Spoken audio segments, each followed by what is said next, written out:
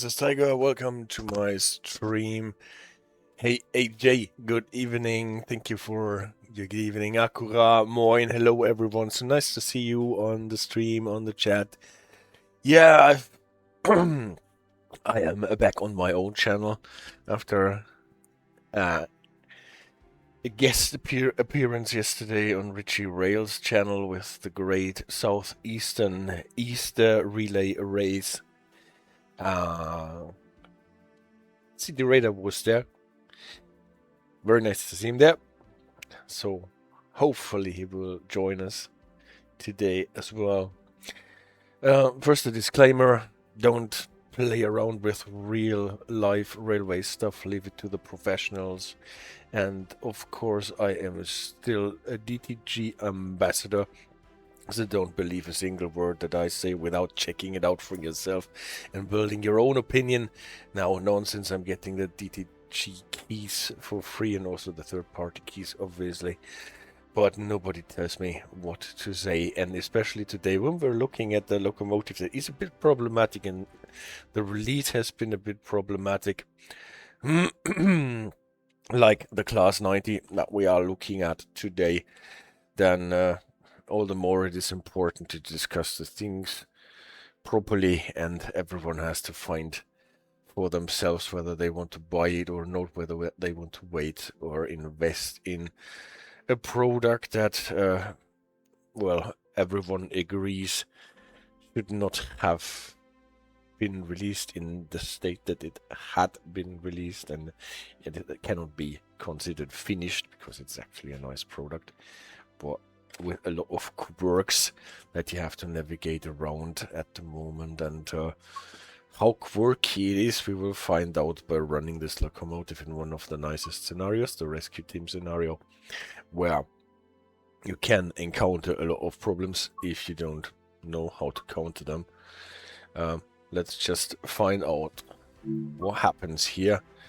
It is happening on the West Coast main line, South London Euston to Milton Keynes, and the scenario that we're looking for is the rescue team R-Go scenario that comes with the Alan Thompson Simulations Class 90 locomotive. Spectre, hey, great to have you on the chat for our very first discussion of the Class 90 locomotive after it actually has been released already a couple of days ago. It seems so long ago because there have been so many kinds of releases or delayed releases or whatever. The 90 Lounge was kind of a roller coaster of emotions, wasn't it? It looks pretty cool though. It looks pretty cool. It actually drives pretty cool in my opinion, but it is obviously quirky in the state that it is now, probably still in the state that it was released, and it is actually a new one that the third-party developer publishes a video explaining why it is so bad. Control! A train has failed just outside Tring station. You are to work locomotive 1 Zulu 99 to assist the failed train and rescue it, returning the consist to Wembley.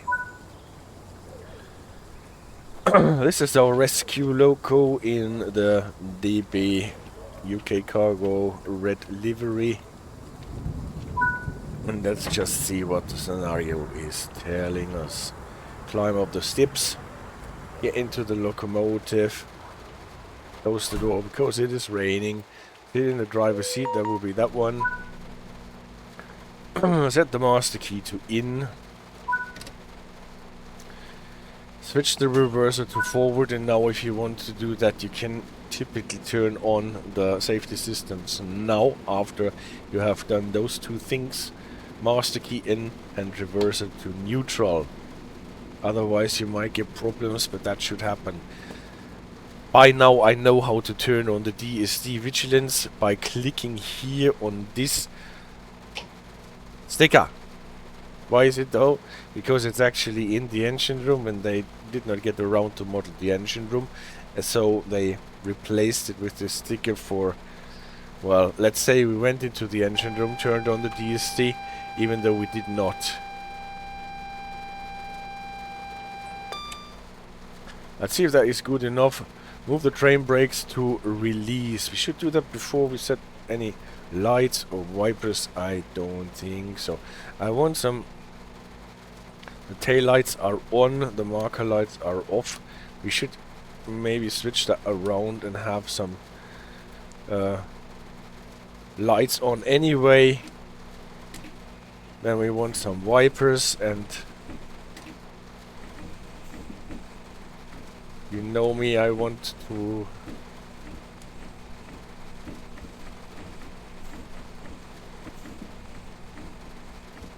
coordinate the wipers. No, they are not coordinated.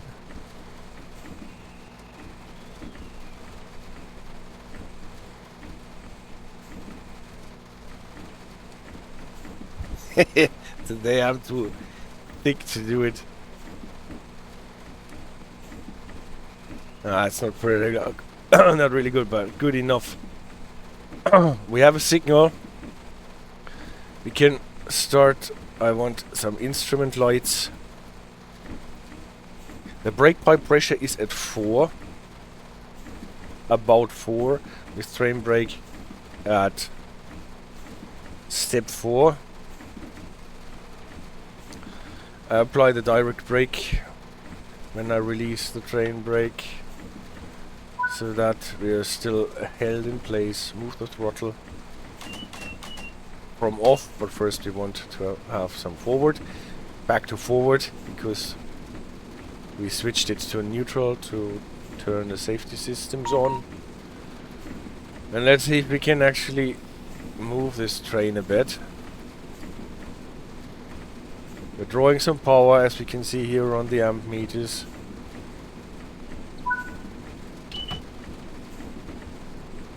And we're going on our journey. We have the front panto up.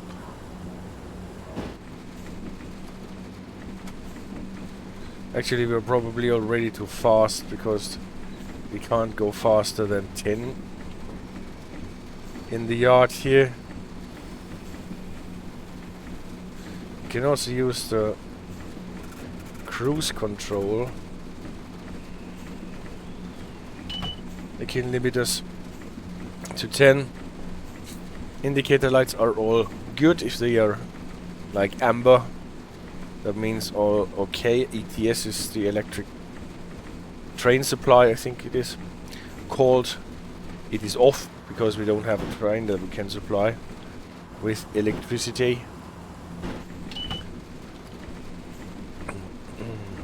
Here are the buttons for it: ETS on, ETS off.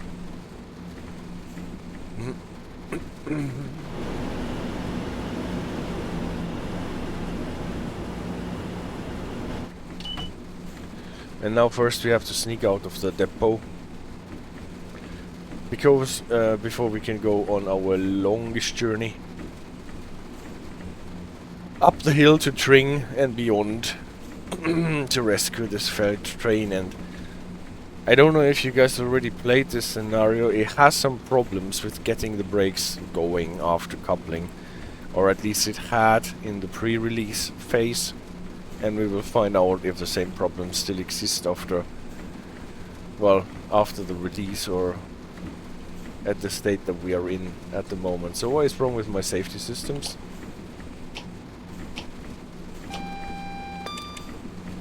I'm only getting a 17. For driving too fast, that is the problem. And we are still not getting our points for turning on the safety systems. Yeah, I forgot that. This is another niggle that we see on a couple of locomotives that have been released on the Wittenberger Steuerwagen and appeared, and they fixed it there. I think it still exists on the red Vectron.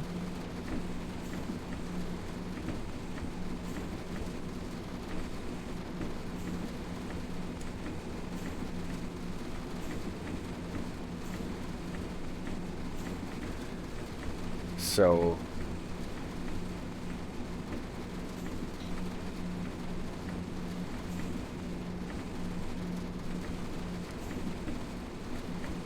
I can't do it today with the Vipers.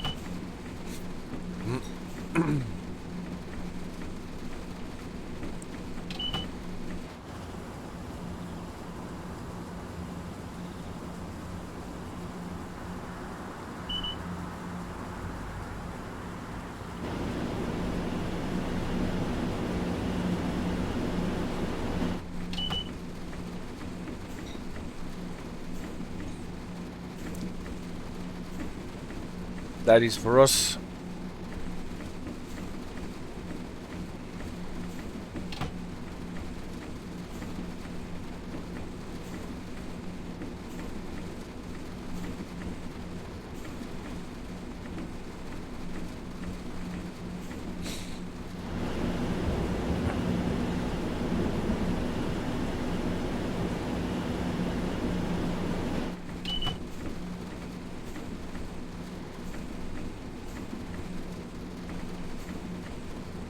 Dip.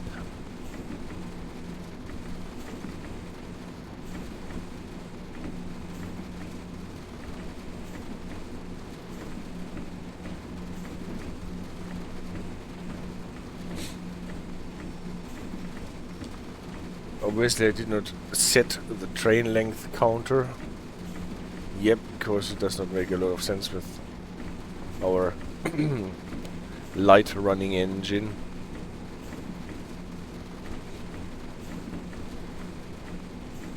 Down slow.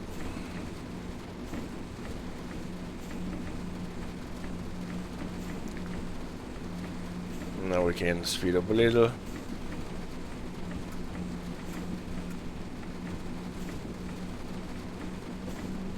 least I think so. Yeah, it's true. We can accelerate to 25 at this point.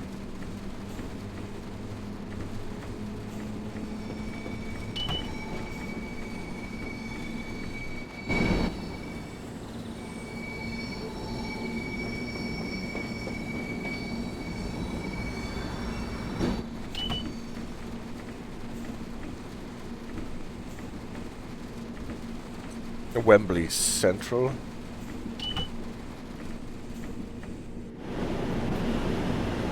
Bong.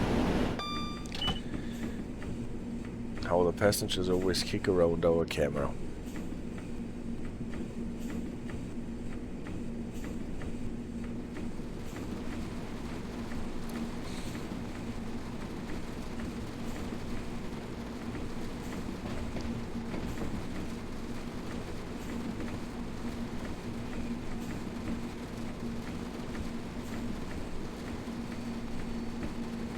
Now I know I couldn't do it. The other one was not completely to the fastest movement. So, and we can accelerate now.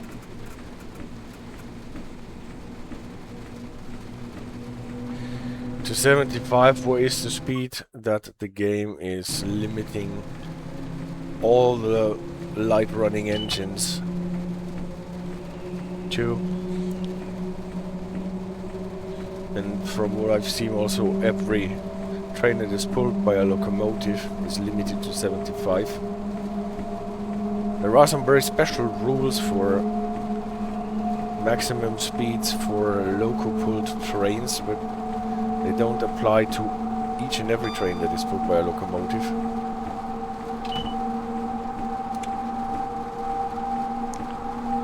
But still, this is the state of the game, I think.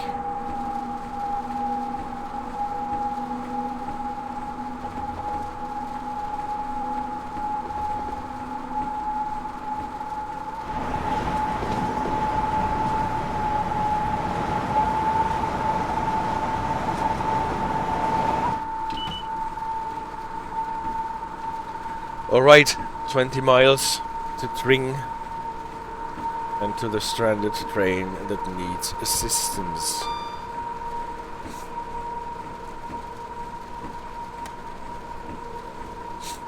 Passing all the stations off the Lioness line or Watford DC line to the left.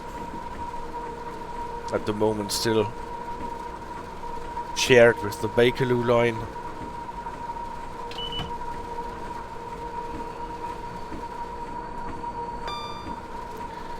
Inspector asks whether it is not a problem that those locos only have one pantograph.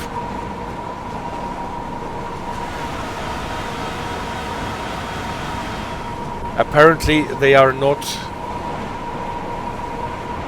Well, I cannot tell you where the story is, why they are not using more than one pantograph.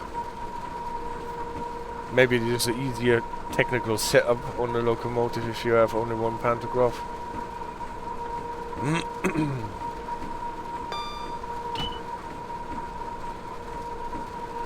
And if there is a failure, then something happens to what happens here in this scenario, then the train needs to be rescued.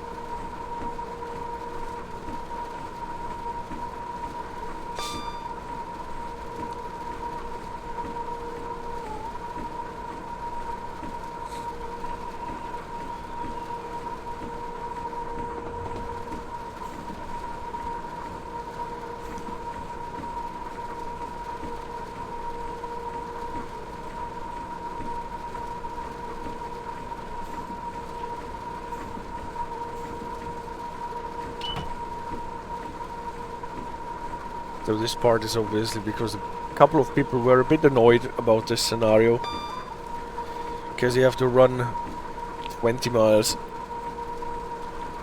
on your light loco and then you run into trouble when connecting to the train.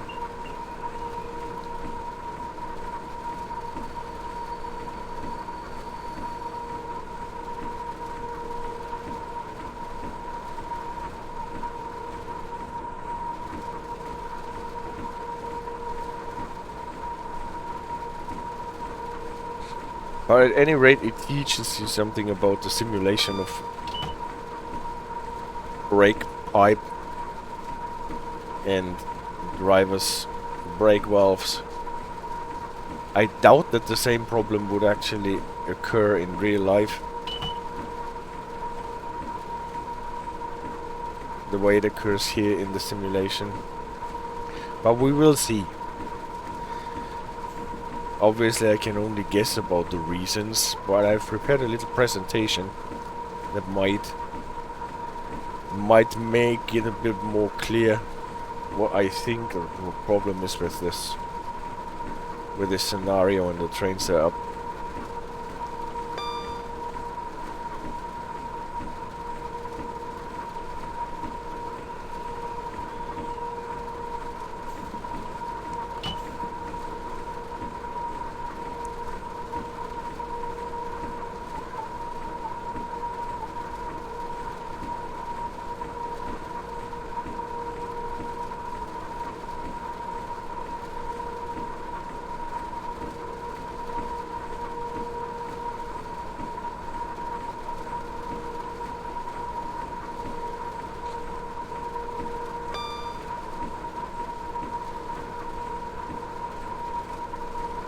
And we can really get acquainted with this gauge here that shows the pressure in our brake pipe now at 5 bar.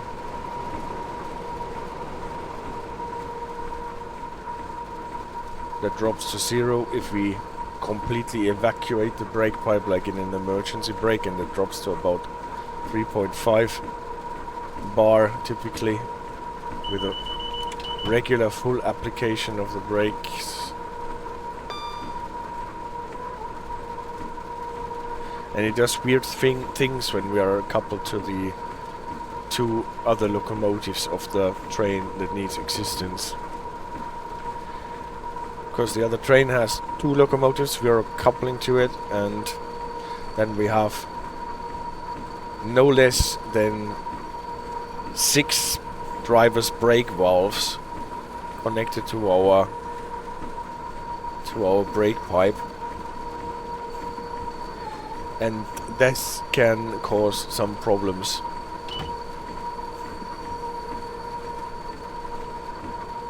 If the valves are not set up properly in the simulation. And I think this is what happens here in this scenario. But we will find out when we finally get there.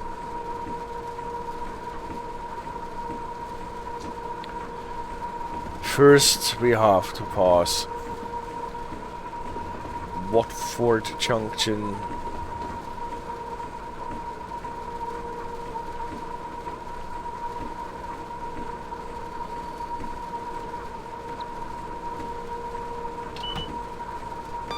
And then run up the hill to Tring. Slow down, make sure that we don't crash into the failed train, that we pass the driver of the assisting train, or not the assisting train, we are the assisting train of the train that is to be assisted.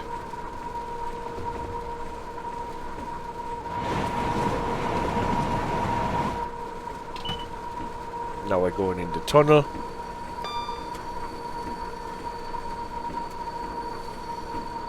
Means we have to slow down to 70 when we get out of it again. So we can just coast down. Yes, the moped sport for the 70.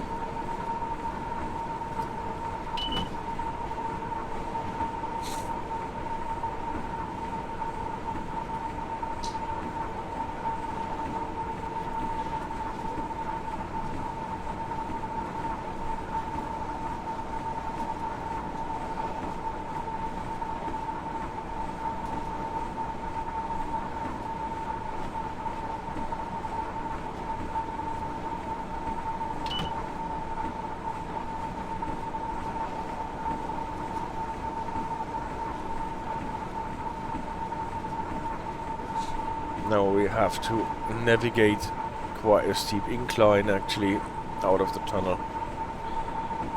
I totally feel that.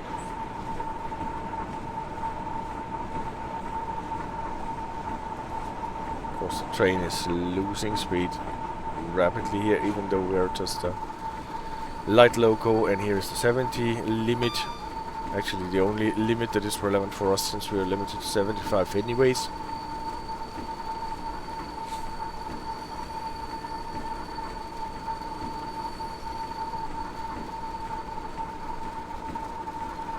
Now we can accelerate to 75 again.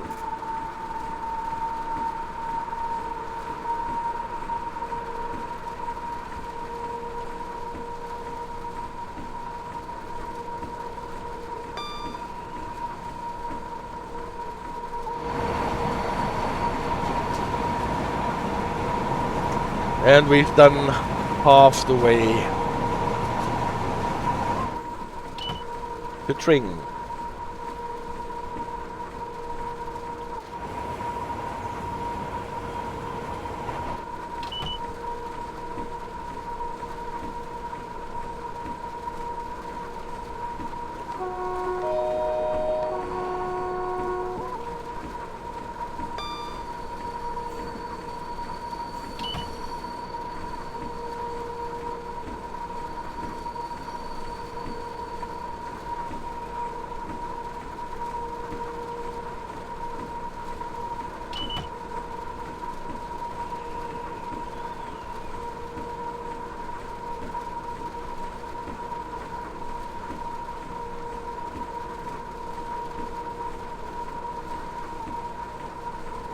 But now we made it into the point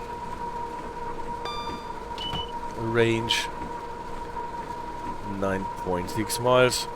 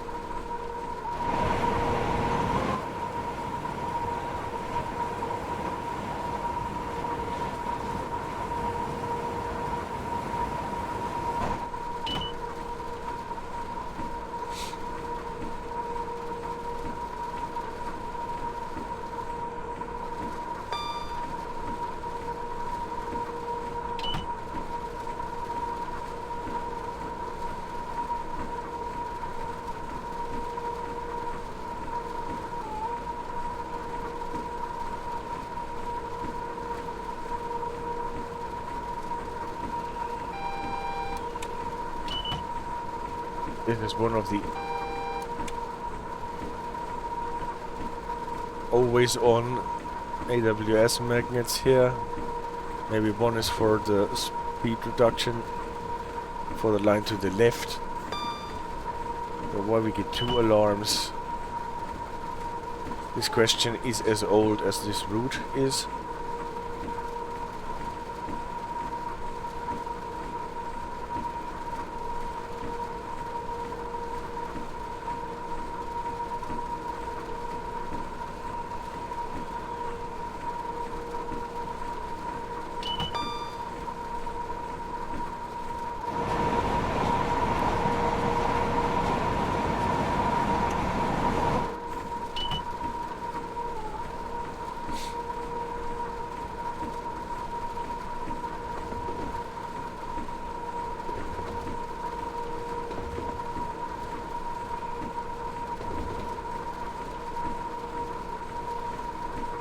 Will be actually interesting in the next streams whether you guys see any differences in the graphics now that I'm running the game with a plain vanilla ini file, engine ini file.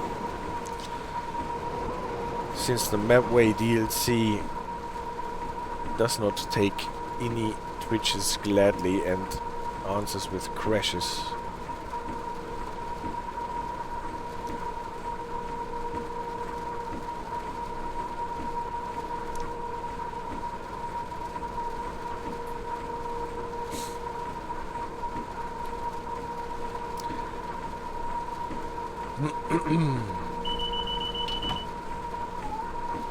So far though, at least in this weather, I can't see so much of a difference though.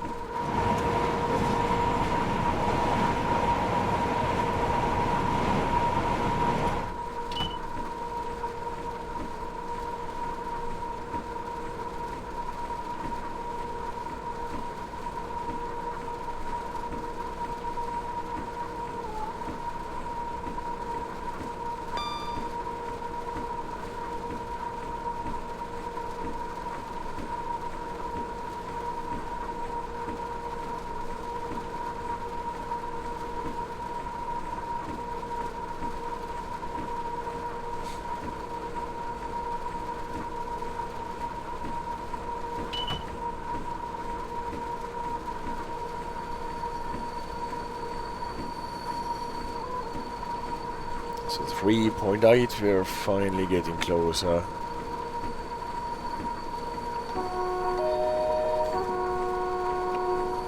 Actually nobody at the platform here.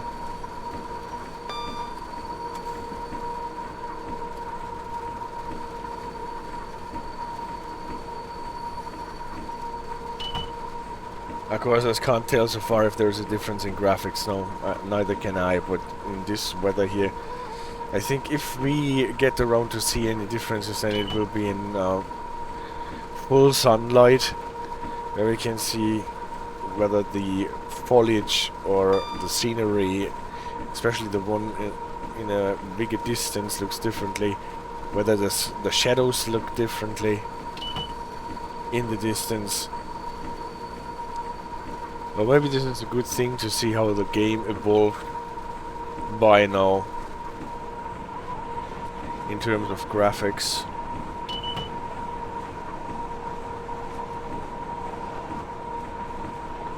I'm still running it on DX12,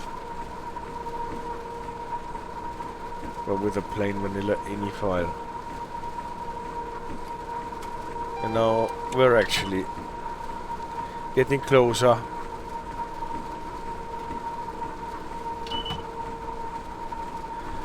With the brake, the train brake, I'm using the train brake especially to see how the brake pipe reacts to my driver's brake valve. With step 1 it drops to about 4.7. With step 2 it drops to about 4.3, 4.4. And if I put it to running, it goes back to 5. This is what we would expect. So between full service brake and running, we tell the brake pipe to keep a pressure up between 5 bars and 3.5 bars, what would be full service brake.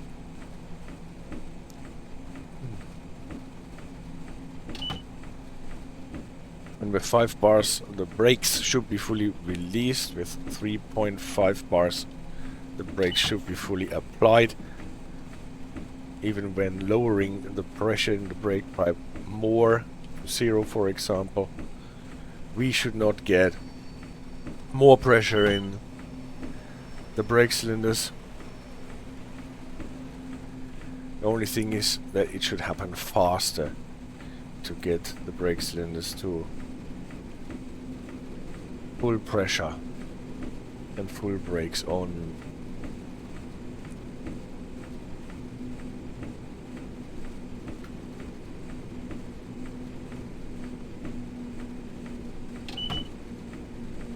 So, and this red light is probably for us.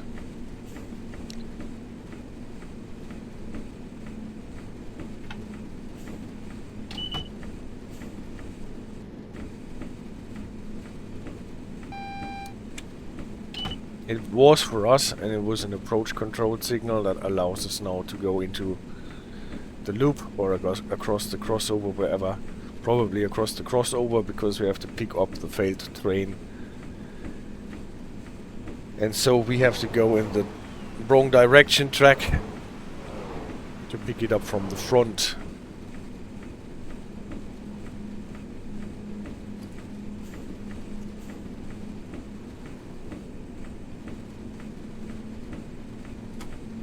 Forgot how fast we can go on the crossover, if it is something 25-ish. Or more or less, we will see.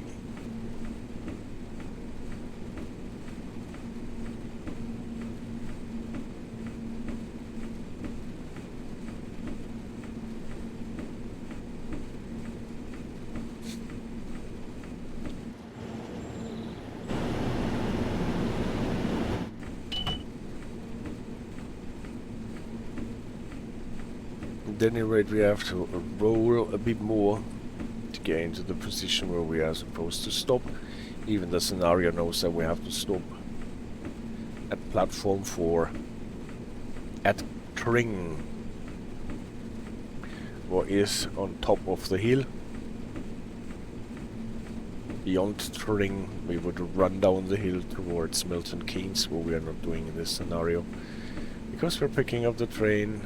So it's actually 40 that we can go on the crossover here.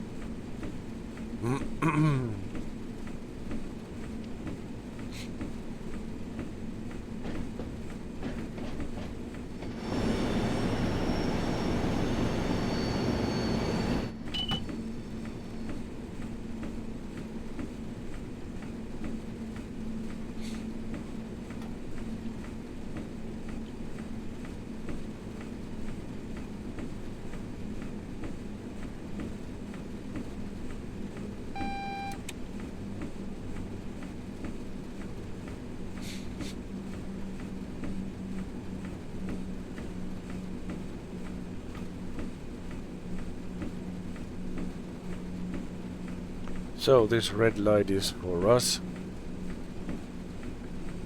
and the scenario wants us to go quite close to the red light, so now stopping early.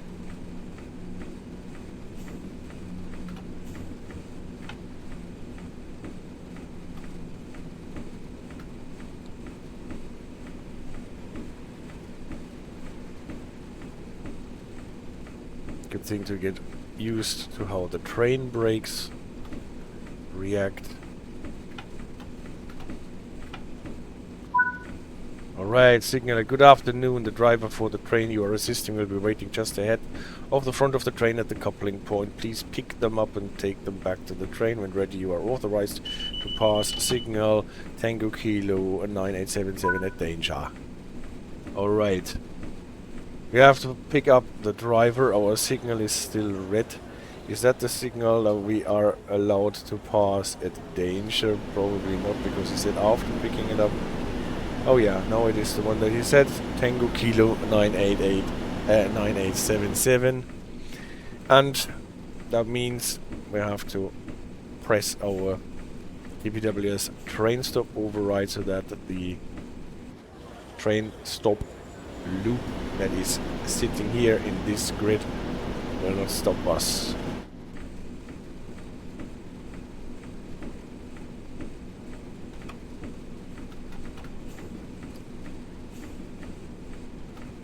So let's see if we can get the train running before it runs off or runs out.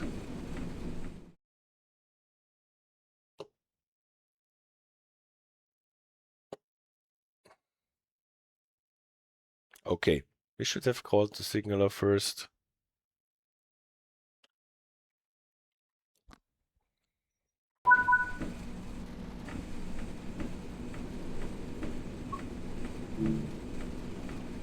So that he can tell us proceed at restricted speed. I think this is what he just told us. But nevertheless, let's see if the train is running anyway.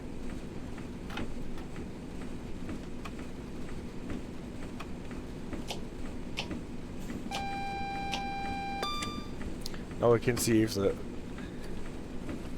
reload function does anything.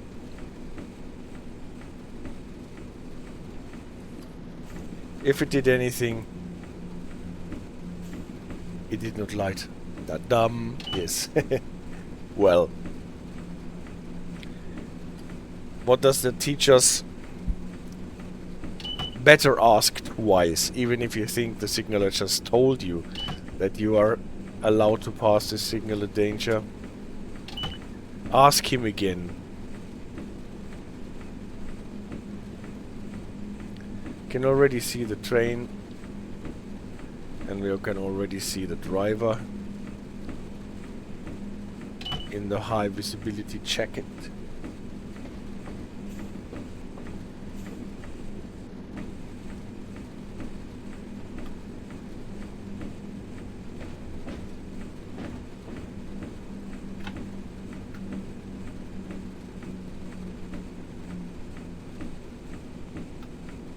With his arms folded. That is probably a sign that driver, hello, train is just ahead of you, clear to proceed. What is probably a sign that I failed to put some sort of animation to this puppet. He's sitting here more or less in the original state. Okay. Let's couple up to the train. Safety systems are working still, which is a good sign in itself.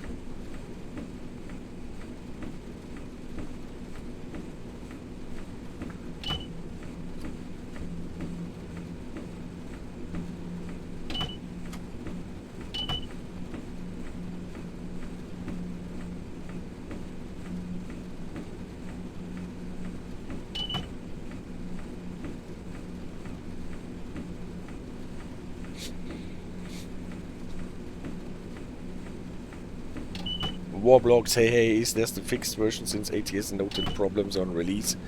Well, we are about to find out. I don't really think that it is the fixed version yet. But we can discuss what actually is the problem with this scenario and with the brake setup on this train.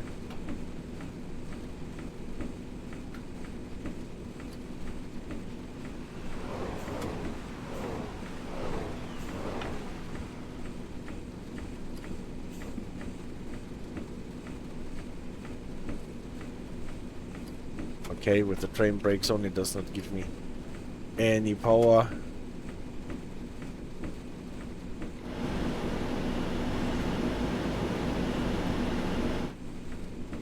So, see if we can couple like this. I think we can. So what would we do normally when we couple? We would definitely set the brake so that the train brake can stop the train that is coupled to us now, because the brake pipe of this train, if it is full, will lead to releasing the brakes, or our locomotive can do that. So when coupling to another train brake should be probably on, so that we don't roll away.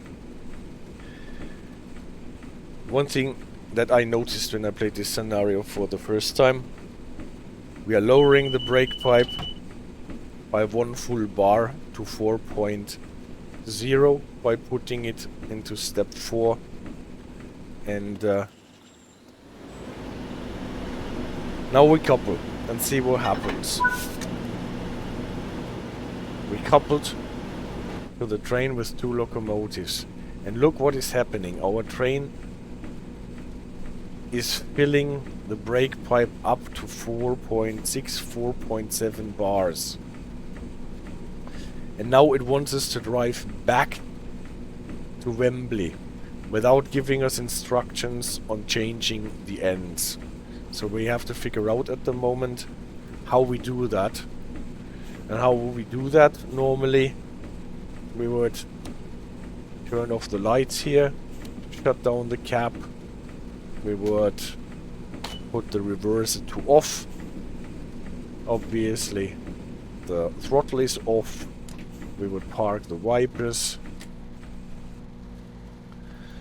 We would see that the direct brake does not interfere. We have the train brake on at the moment, and what happens? Brake pipe filled to almost 5. That means we are releasing the brakes, and this led to the train rolling away, even though the train brake here is still at 4. We can only stop the train by hitting the emergency brake plunger, because that circumvents our train brake, our driver's brake valve, and lowers the pressure in the brake pipe completely to 0 and stops the train immediately, regardless of what the rest of the train is doing. So I think we've deactivated the cab here. Instrument lights, maybe. Where are they? Here. To turn them off. And let's go to the other end and try to set up our train so that we can drive it home safely to Wembley. The thing is, let's not forget that we hit the plunger on this cab, and with the plunger in on the rear cab we cannot go anywhere. Since we're having problem with our brake pipe, we're plunging the plunger here, unplunging it on the rear cab, and then see what we can do from the front cab, or the cab that has become the front cab now. So unplunging it here, close the door.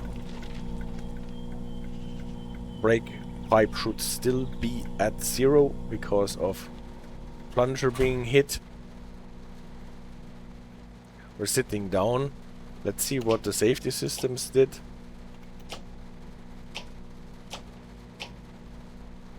Maybe we should play safe and insulate the safety systems on the other end, not that we have some interference with those from the rear cab. Isolated, isolated, isolated. And let's see what happened on our driving cab that we are running from.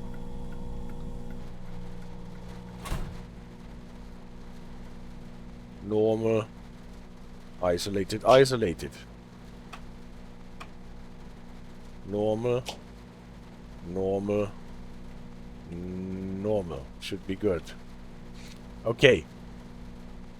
Now you have to turn on this cab. Probably we won't get any power because I did the thing with the safety systems before setting this cab up. What should not be like this, but is a thing. So key in, reverse it to neutral before doing this. Train brake is at 4. I put it to forward, so definitely this cap is active now. Tail lights can be switched off, the marker lights, the instrument lights, the headlights, and the wipers.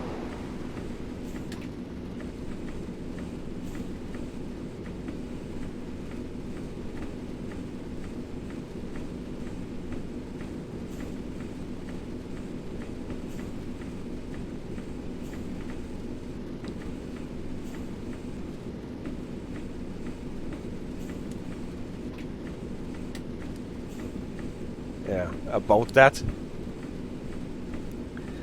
And let's see how we can get our train run to run again. So the train brake should be actually applied. I can also try to apply it with full and 5. I unplunged the emergency brake. We can see the brake pipe filling.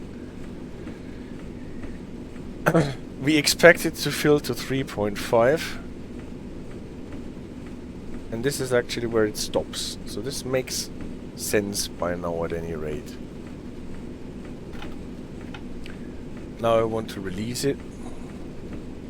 It releases. I want to apply some power.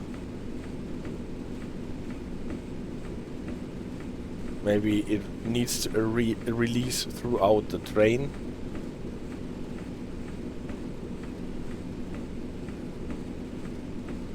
So probably we have to give it a bit more time to release properly before we can set in motion not to pull too hard.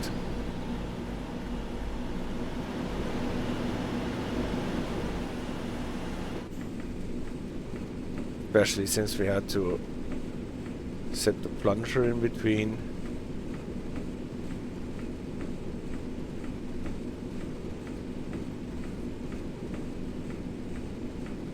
You can see that the loco is trying to pull the train.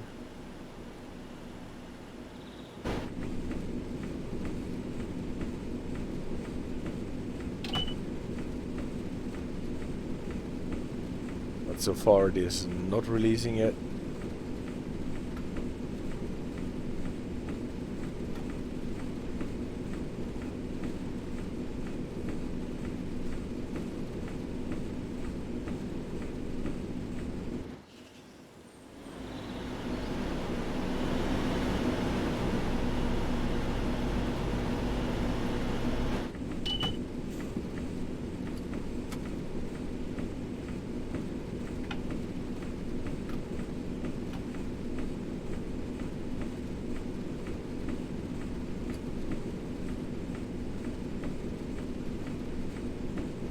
Aha.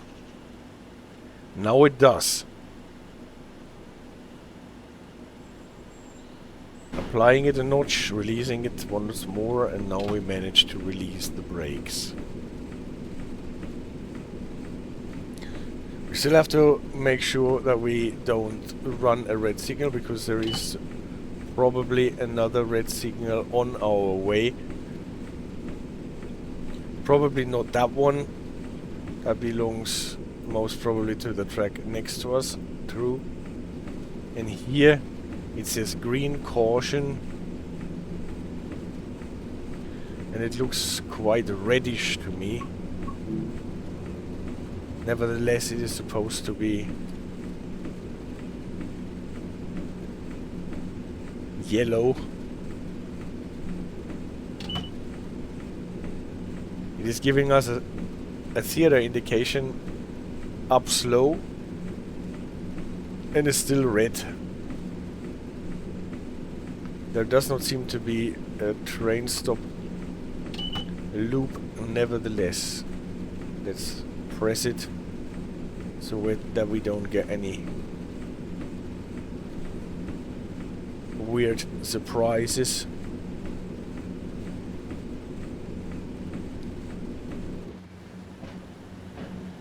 And the train is running. You can already see from here that this loco here has lights on. The second one does not have lights on. what already indicates that the setup is not for a dead-in tow locomotive, but for something else.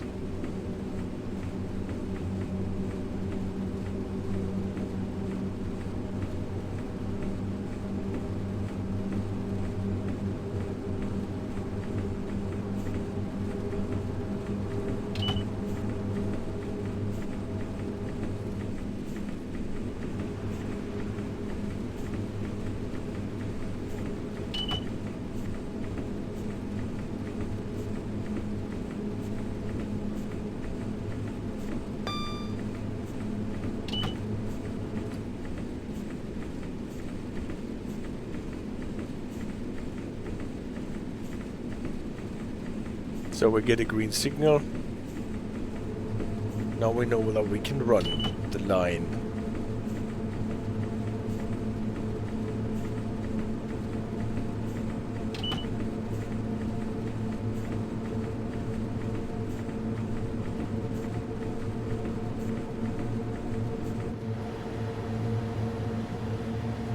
Still irritating that this locomotive has lights on. But let's find out if this is the only thing that is actually irritating. As soon as we are out of the switches, we should do a running brake test. Normally, obviously, we should have done a brake test after coupling. Like we learned that in the Expert 145 scenarios. But this is not a thing that we do in Transit World. So we will have to stick to a running brake test. See, it's not so super long, our train. Let's check out what the brakes react. What we would expect is that we can gradually lower the pressure in the brake pipe from 5 bars to 3.5 when we go from running to full service.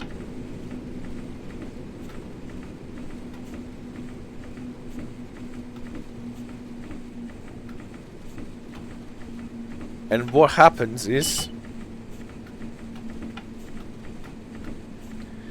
we can lower it from 5 with step 1 to step 2.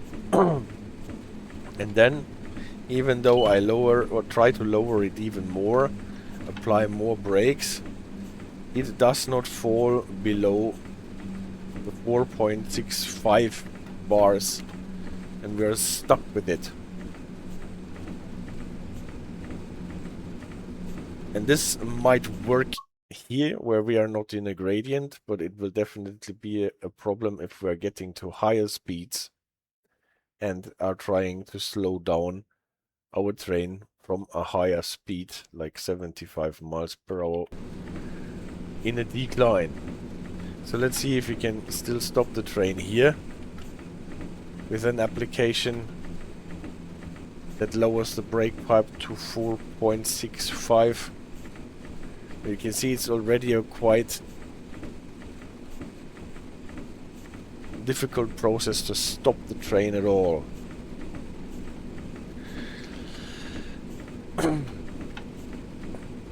Okay, the train sits here. Where is my DRA? We can hop out and have a look at what the locomotives behind us are doing.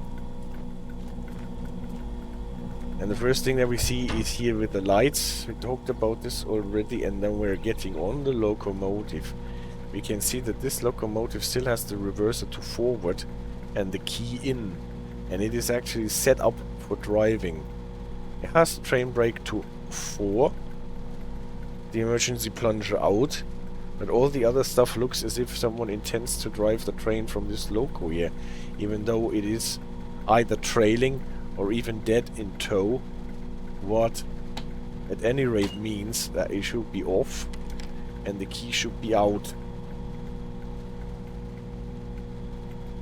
You can also see that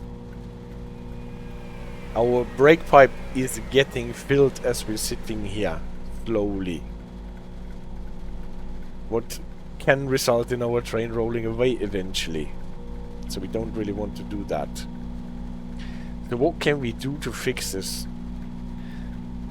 I prepared a little presentation for that, and maybe this can lead us to what the problem is here with the setup. Presentation is on, and the presentation is in. So the thing with the multiple drivers brake valves on the train, we have a loco 1, that is the one that we have been driving, that we should be used to save the train. Then the train that we are assisting has 2 locos of its own. So we have 3 locos, and then there is the train. And as we know, there is a continuous brake pipe running through the whole setup, connected with the angle cocks, and so that we have one continuous pipe that we fill with air to release the brakes, and that we drain from air to apply the brakes. And to control that, we have our driver brake valve in the cab, and that is connected with the brake pipe. And obviously we have one in each cab on either side, and this on each and every locomotive. That makes 6 driver's brake valves in our train at the moment. And what can they do, those drivers brake valves? If we break it down, they can fill the brake pipe with air from the reservoir, and they can drain the brake pipe and let the air out into the atmosphere. That is the 2 main things that they can do. And the thing is, each and every driver's brake valve on our train can do this. And depending on the setting of the driver's brake valve, this can result in chaos. So if one of them is open, then every time we try to fill the brake pipe, the air can disappear through this valve. And if one of them is closed, then we can have other kinds of interference, right?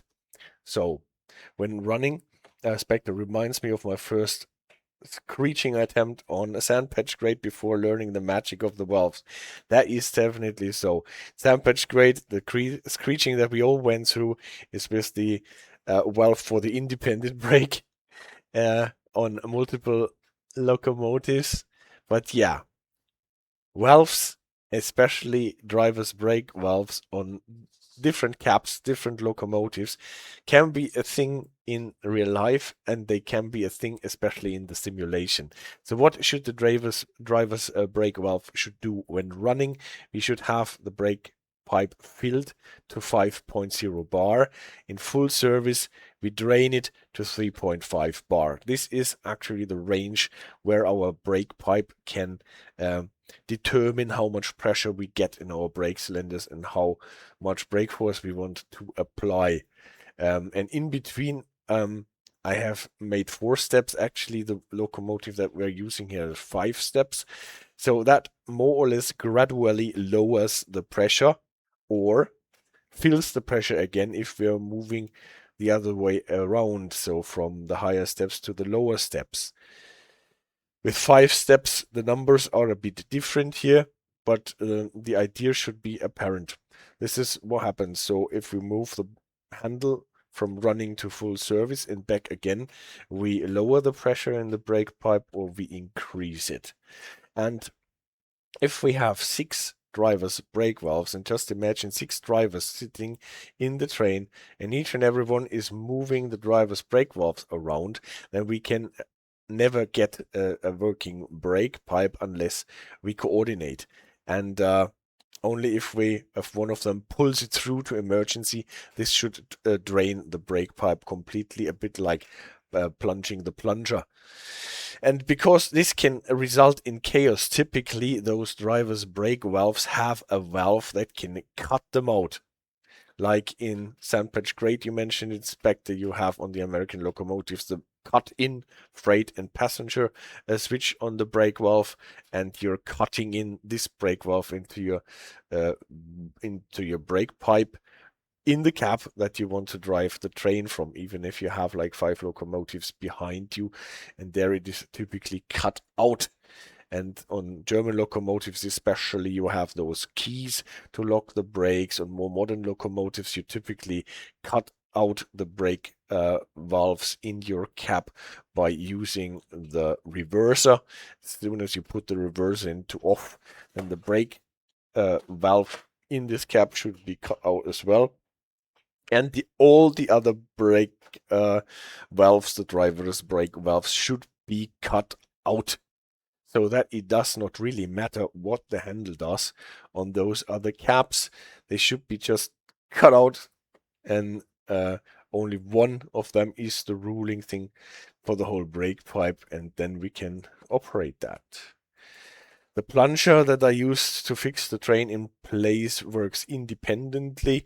It is a way to open the brake pipe and drain it to 0.0 bar independently of the brake valves. So even if this complicated setup is wrong, then I can hit the plunger and the plunger opens more or less a way for the air in the brake pipe to go out and drop to 0.0 quite fast. And typically you have one of the plungers in each and every cap. That means if one of them is pushed and the hole is open, then you can never fill your brake pipe again. So you have to make sure that all the plungers in all the caps are pulled, so that it is possible to fill the brake pipe and release the brakes. That just for comparison, how the plungers do not depend on the setting of the driver's brake valves. So what happens if for whatever reason on the remaining locomotives those brake valves are cut in?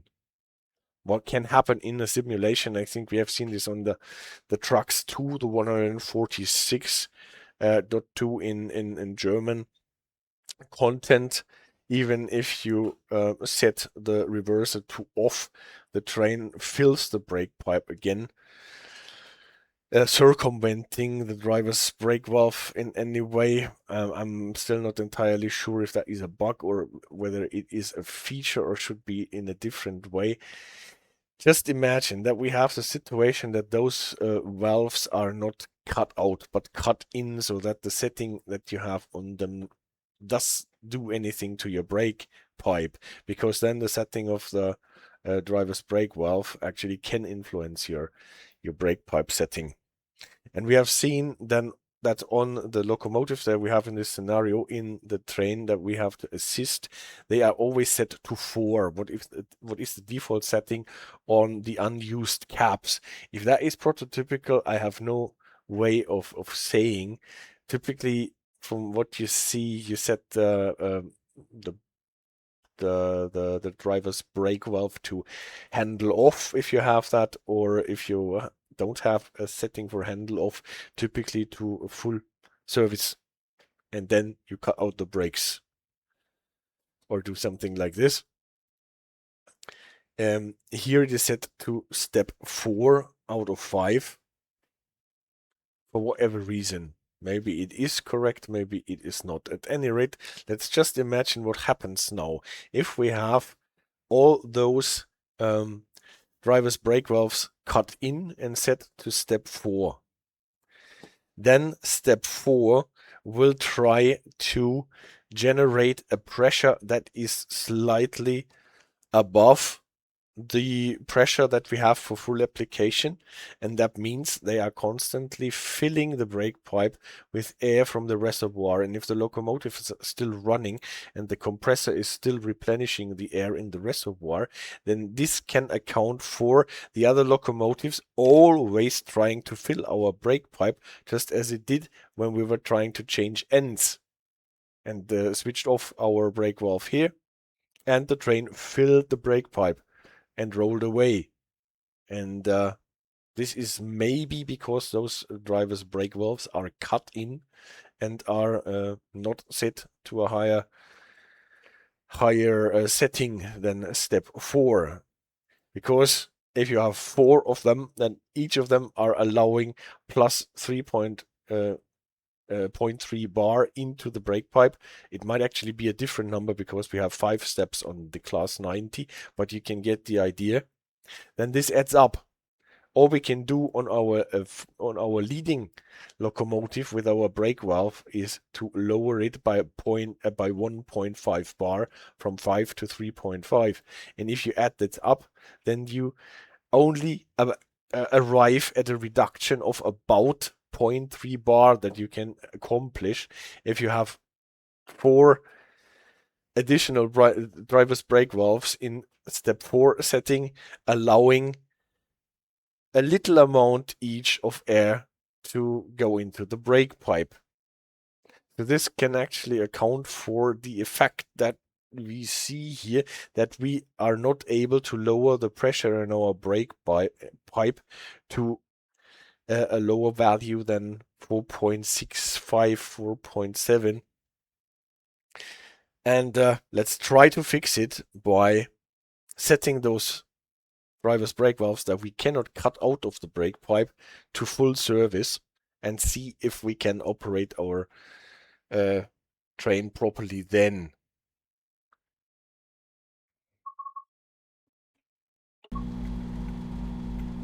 So our brake pipe is slowly filling. So what I do is hit the plunger, see what happens now. Remember, we still had the train brake on our leading cap that is still active, even though the reverse is at neutral. And this should give us some time at least until the brake pipe fills again.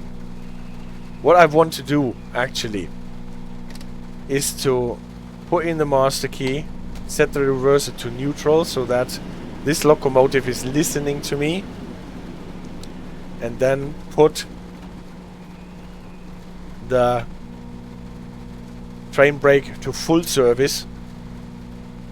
You can see it already did something to the brake pipe. Switch it off and take the key with me. And here we want to turn off the lights because we don't want to have lights on the locomotive that is assisted. Instrument lights are off anyway. And this process we do with all the caps on the locomotives that we are supposed to assist, to make sure that even if those brake valves are cut into the brake pipe, they don't allow any more air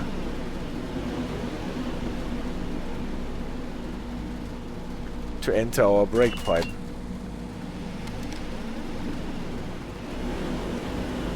Don't forget to take the key with you, because if you leave the key at one end, then you won't be able to activate the other end, because this key is unique. And the idea is that you can only have one cap active at the same time.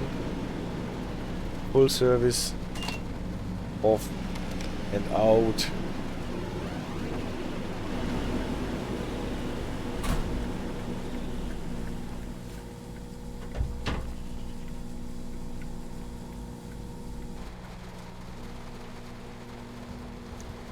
And here the same. Neutral, full service, off and out. I won't do it on the rear cap on my driving loco, because I have a feeling that here the driver's brake valve is actually cut out of the brake pipe, unlike the two locomotives that we are carrying around. Back on our train. Let's see if I can release the brakes.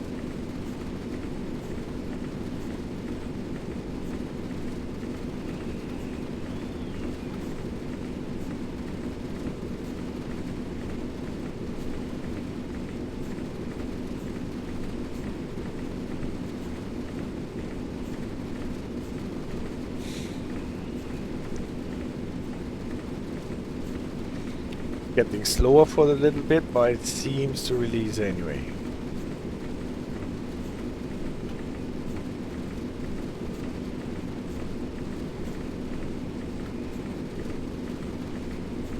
If that doesn't work, then we should rework the driver's brake valve on our rear cap as well.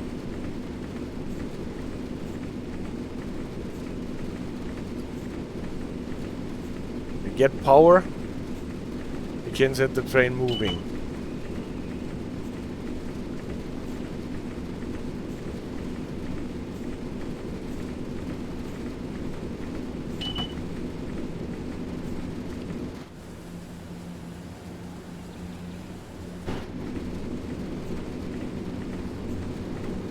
Let's get to some speed and then let's see what the brake pipe does when we're operating it.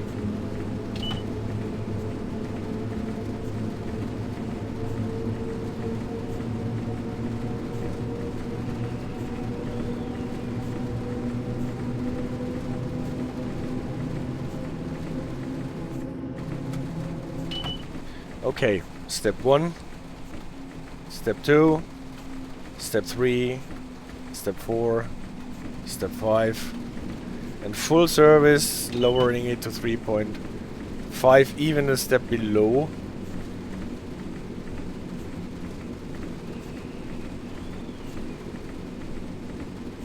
So, let's see if there is any difference if we do the same thing with our rear cap here. I can't do it without taking the key with me, though.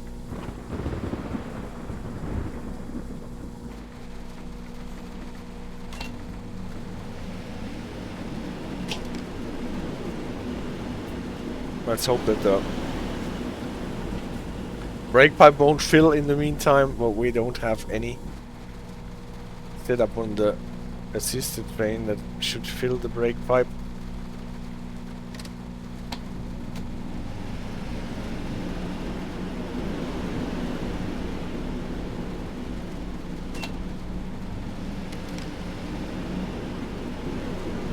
And now it is at 3.5. This is what we should expect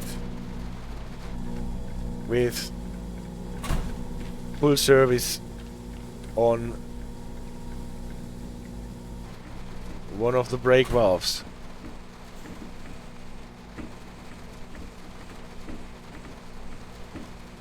Let's see if we're getting power even though the safety systems are on.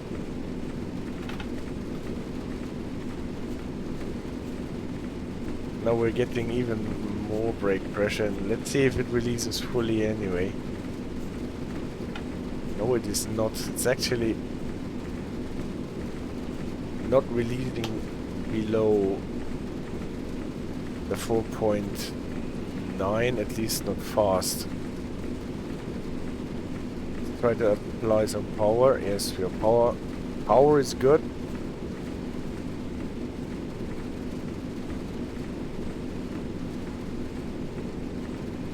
Still have brakes on because the train is not running, even though we are having power.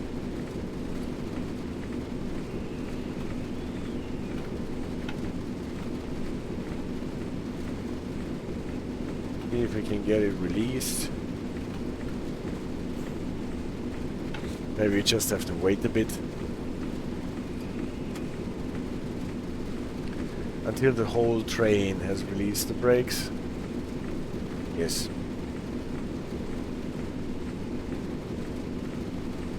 Now it is giving us the indication that AWS is isolated and that the headlights are not on. Turning them off, turning them on again fixes the indication here.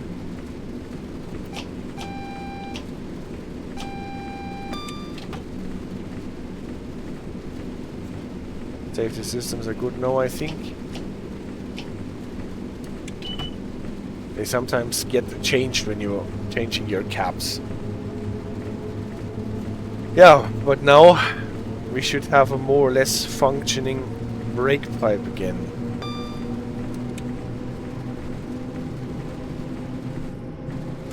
Let's try it again.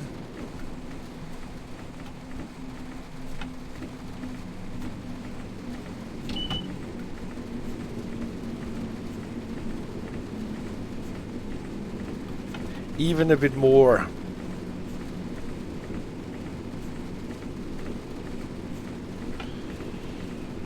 Yep. So, what does this teach us?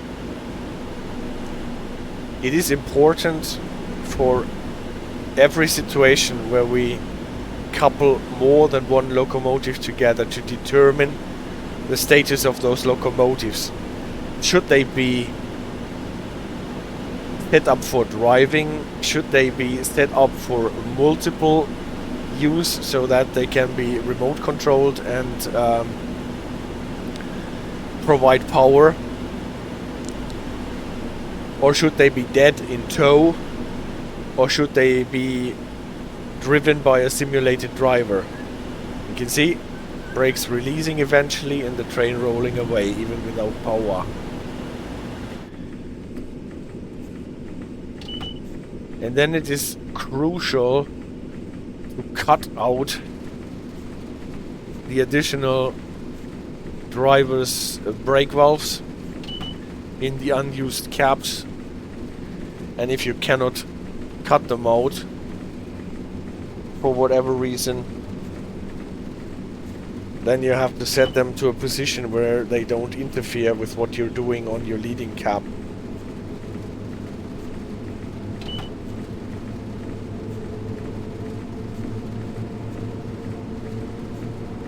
Well,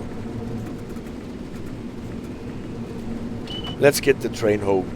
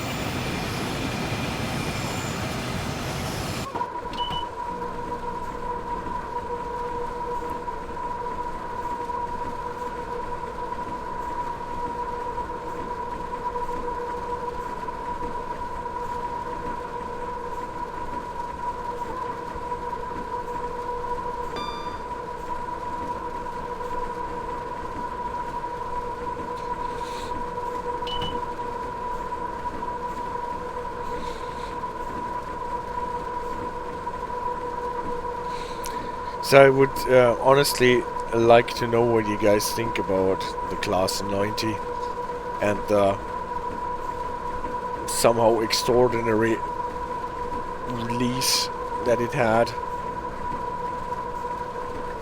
about the fact that Alan Thompson made a video explaining why some things are not working as they are supposed to work.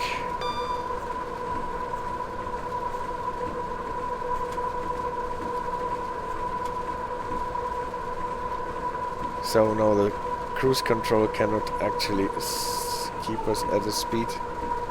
We have to slow it down a bit. Ronnie, oh look, finally an English loco with a decent looking cab. Well, I'm happy that you like the looks of the Class 90. Even though the management of the driver's brake valves is quite a long story.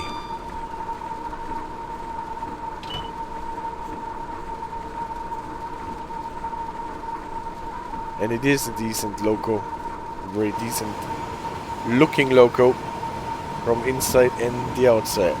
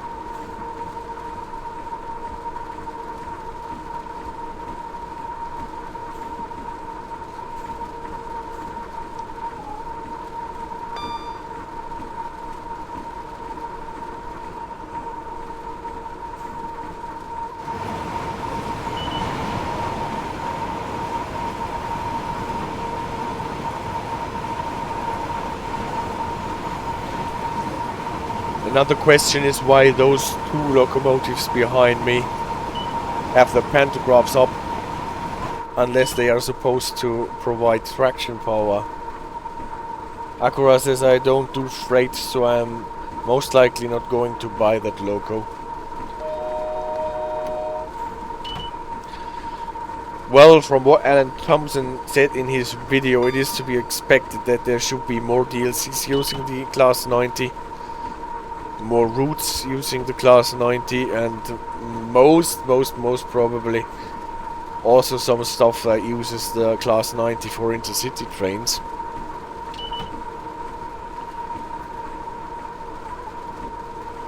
This is stuff that I don't know anything about as an ambassador, so I am not under NDA. This is just what it sounded like in his official video. But I cannot recommend buying this locomotive now. Why should you pay the full price, even if it is not one of the steepest prices that we ever had for a Trains in World DLC? But there is just too much stuff that needs to be fixed soon. Like the scoring issue, the power issue. If you don't activate the cap in the proper order, then you won't get any power. Inspector says, I think I will buy it at one point. More variety is always a nice thing, yeah. And then definitely it should layer into more routes. Substitute. Class 66 is there. Where applicable, obviously. Because we are limited to routes with overhead catenary.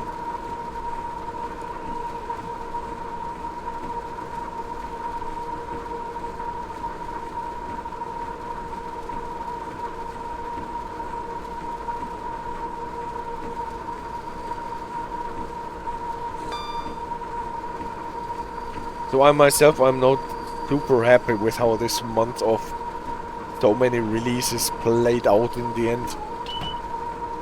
It was to be expected that the resources are a bit spread thin, covering all the bases. It was to be expected that there will be some hiccups with the releases and that there is not enough manpower to deal with it.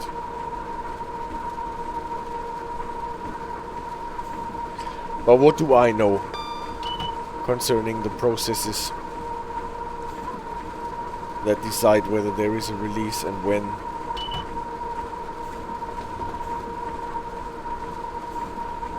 We had a beautiful release of the Medway Valley DLC.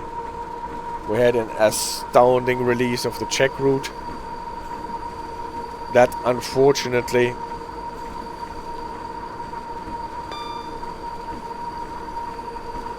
did not get its full attention because there were so many releases after.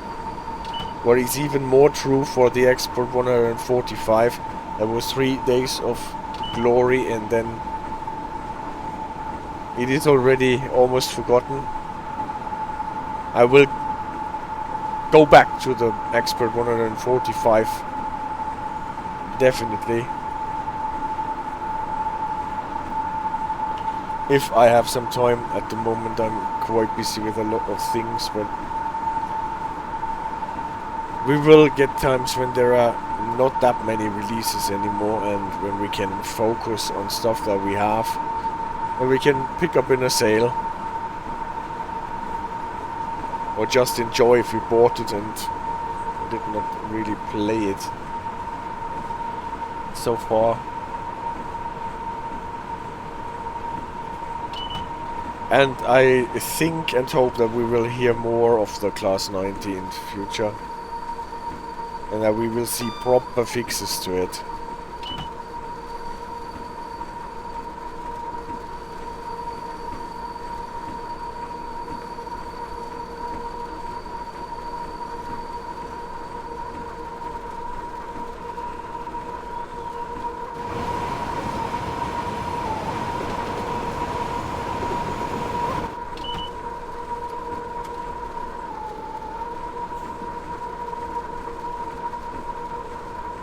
So, only 9.6 miles to go.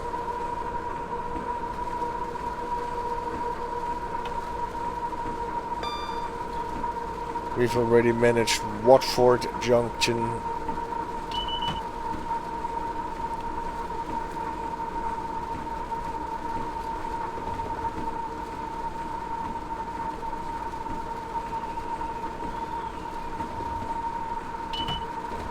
Spectre says the manipulation trains on the Czech route are wild.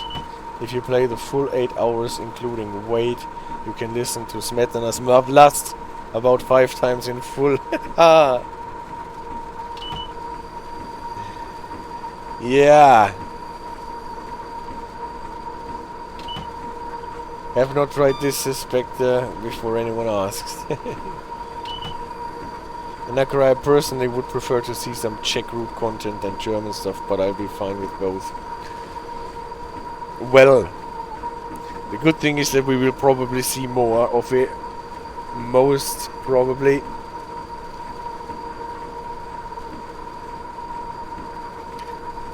I'm just thinking that the Czech route and the Czech content actually deserved more attention because it is an astounding DLC, it's an astounding route, it is an astounding setup gameplay wise, and it has 2 astounding trains. So it is a long time that we had a DLC that stood out in almost every category that much. Even though it is not perfect, especially some bugs in the scenario scripts.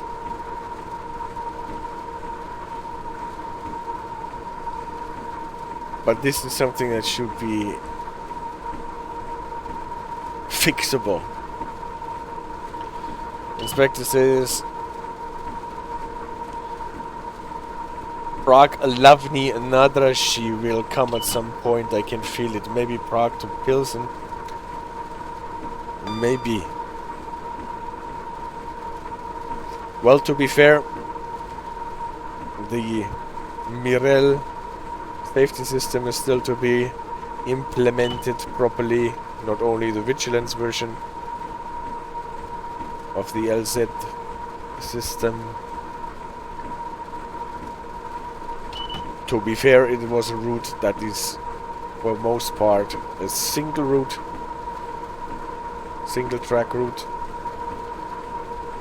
But this promises so much, and it already has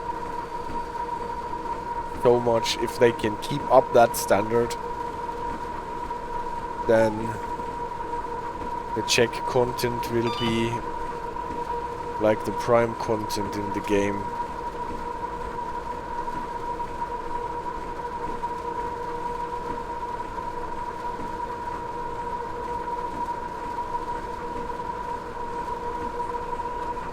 I mean, if you look at TSG starting with Niedertalbahn and then releasing the left Rhine at some point, history may be repeating it.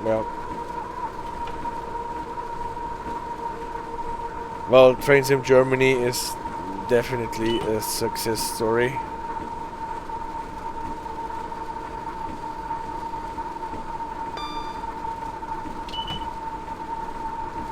Even though I still am a bit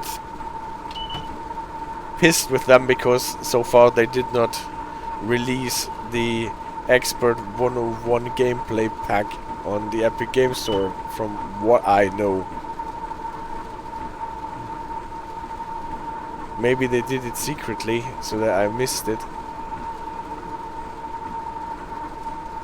And now that I've moved over to Steam with the generous help of Alex and the DTG,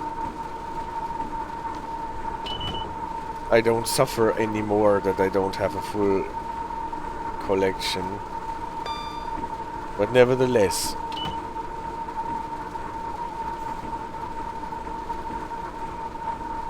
actually don't know if there are many players left on the Epic Game Store after that disaster with the Train Sim World 6 release.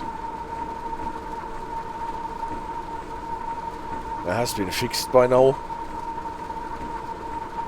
But if that happens again with Train Sim World 7, it is just too annoying.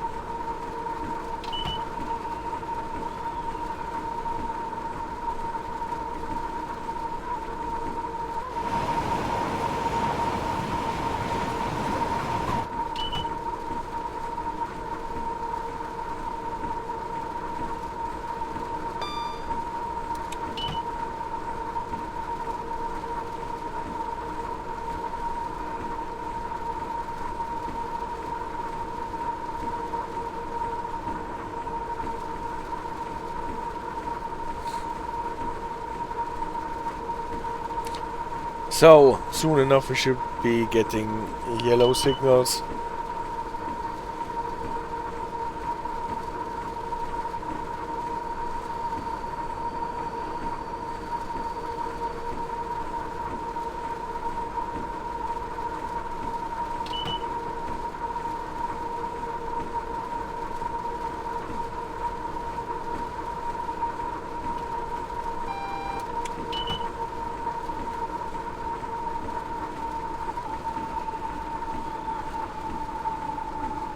And isn't it a beautiful thing to have a working brake pipe?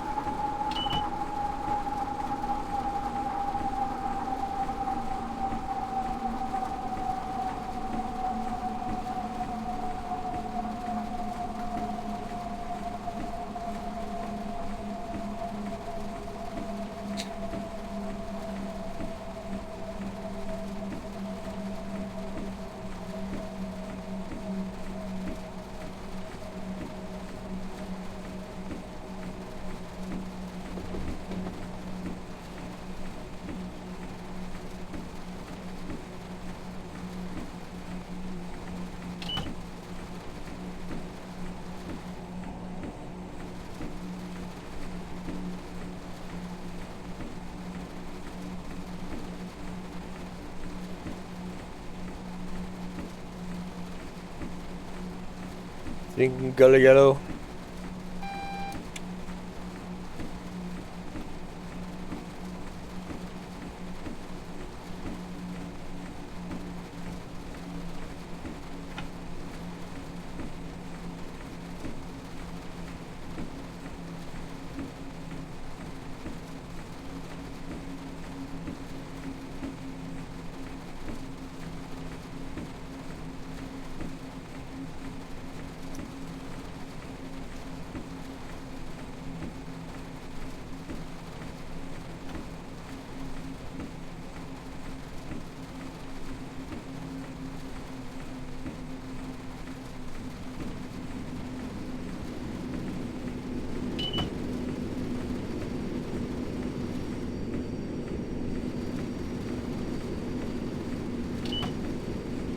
The red light indicated on the banner repeater.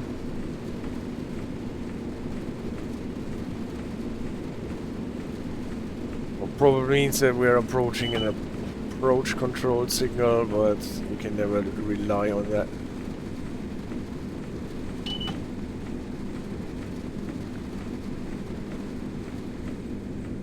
It's also possible that the signal will stay at red.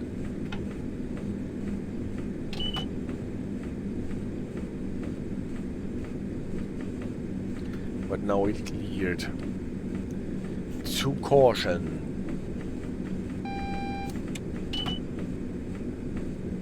Allowing us into the yard. It will first be 25 and later than 10, I guess. Indication on the theater indicator is R2.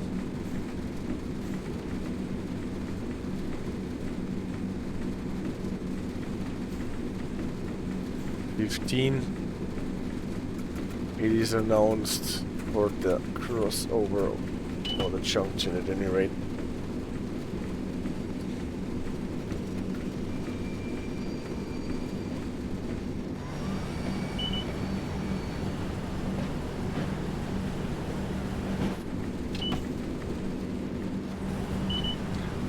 Dwarf signal is giving us proceed. Shunting allowed. Sending us to R2. Slowing down to 10.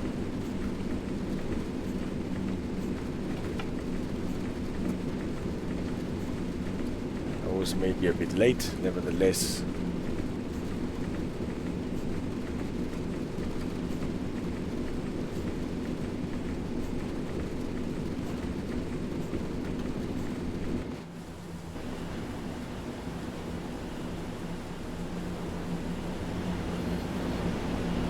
It's also a bit weird how the rain can almost block out the lights.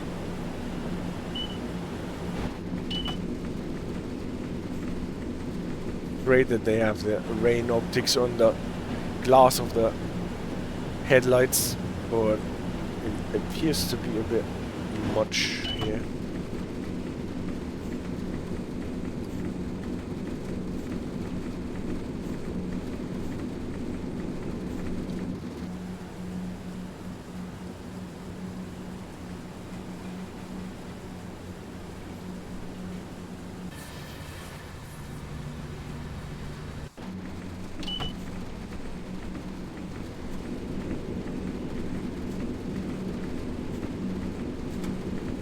No, we're even too fast.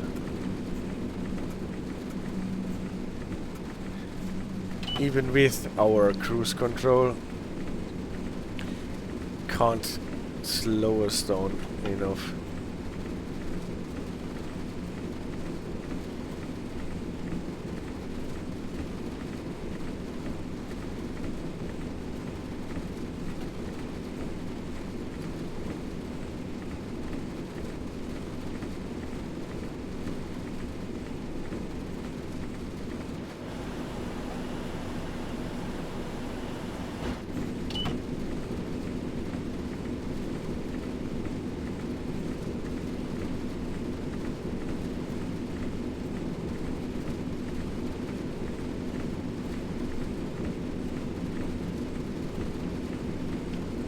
And we have to find our place on this empty yard.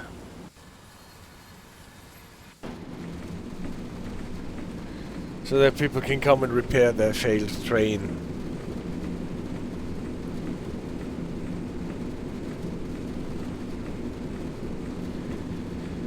And the driver has to answer the question why they left the key in the ignition for every kid to jump on the train and steal it.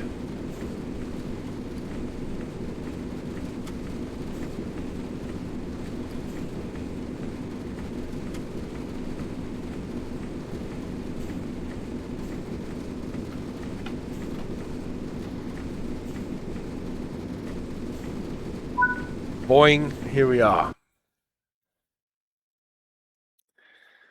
That's the scenario. This is how it can be played. This is how you can fix the brake pipe so that you actually have a reacting brake pipe on your way back. As always, I have no idea what the intention was of setting up those two locomotives on the failed train. At any rate, we can fix it by going through this process, and well, the Class 90, I am still looking forward to what they will release in connection with this locomotive. It is a locomotive I think that can be a lot of fun if you like British content at all.